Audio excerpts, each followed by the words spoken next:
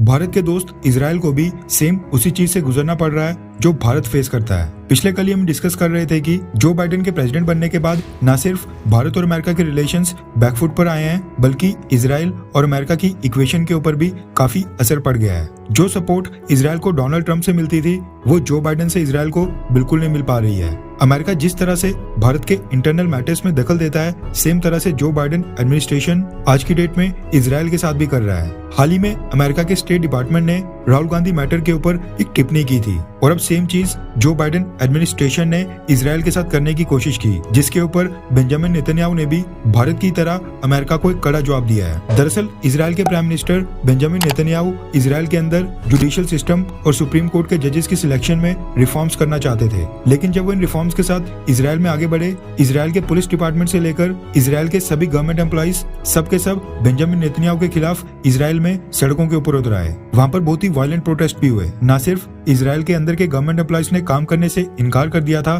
बल्कि दुनिया भर में जो भी इजराइल की एम्बेसीज हैं, इजराइल के कॉन्सुलेट्स हैं, वहाँ के स्टाफ ने भी अपनी अपनी एम्बेसी और कॉन्सुलेट्स बंद करके काम अचानक से रोक दिया था। इतने खतरनाक लेवल के प्रोटेस्ट देखकर बेंजामिन नेतन्याहू ने फिलहाल के लिए जुडिशियल सिस्टम में रिफॉर्म्स को पोस्टपोन कर दिया है। यानी बेंजामिन नेतन्याहू इजराइल के अंदर ये रिफॉर्म्स लेकर तो आएंगे, लेकिन कुछ समय के बाद। अभी के लिए मसला शांत हो गया है एंड इजराइल में प्रोटेस्ट पूरी तरह से रुक गए हैं। इजराइल के एम्बेसीज में भी काम दोबारा से स्टार्ट हो गया है। लेकिन इस बीच क्या हुआ कि अमेरिका ने बेंजामिन नेतन्याहू के जुडिशियल रिफॉर्म्स के ऊपर भी कमेंट कर लिया। सेम जैसे राहुल गांधी वाले मैटर के ऊपर भारत को नसीहत दी जा रही थी, उसी तरह इजरायली प्राइम मिनिस्टर को भी अमेरिका द्वारा नसीहत दी गई। अमेरिका के प्रेसिडेंट जो बाइडेन ने खुद इस मसले के ऊपर कमेंट करते हुए कहा कि मैं इजराइल को लेकर बहुत ही चिंतित हूँ। वो जुडिशियल रिफॉर्म्स के साथ इस तरीके से आगे बिल्कुल नहीं बढ़ सकते हैं और मैं इजराइल की डेमोक्रेसी की हेल्थ को लेकर काफी चिंतित हूँ। जो बाइडेन ने आगे कहा कि उन्होंने इन सबके बीच बेंजामिन नेतन्याहू के साथ कोई भी फोन कॉल के ऊपर बातचीत नहीं की है और ना ही